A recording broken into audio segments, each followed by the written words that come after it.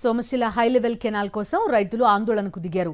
ఆగిన కెనాల్ పనులు పూర్తి చేయాలని నెల్లూరు జిల్లా మర్రిపాడు తహసీల్దార్ కార్యాలయం ఎదుట ధర్నా చేపట్టారు. సోమశిల హై లెవెల్ సాధన కమిటీ రైతు సంఘం నాయకుల ఆధ్వర్యంలో భారీ నిరసన నిర్వహించారు.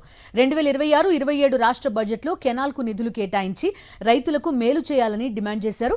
కూటమి సర్కార్ అధికారంలోకి వచ్చాక ప్రాజెక్టులను గాలి కొదిలేసిందని రైతు సంఘం నేతలు మండిపడ్డారు.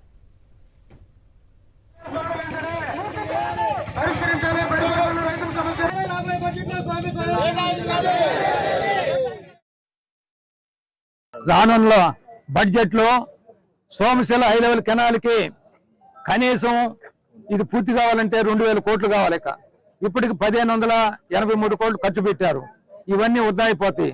అందుకని రానున్నటువంటి బడ్జెట్ లో కనీసం 700 కోట్ల రూపాయలైనా, అంటే ఇంకో 3 బడ్జెట్లు ఉన్నాయి కాబట్టి ఈ 3 బడ్జెట్లో 2000 కోట్లు కేటాయించి సోమశిల హై లెవెల్ కెనాల్ పూర్తి చేయాలనేటువంటిది ఇక్కడ రైతు సంఘం తరఫున, అఖిలపక్ష రైతు సంఘం తరఫున ఈరోజు పెద్ద ప్రదర్శన జరిపి ఇక్కడ అధికారులకు అర్జీ ఇవ్వడం జరిగింది.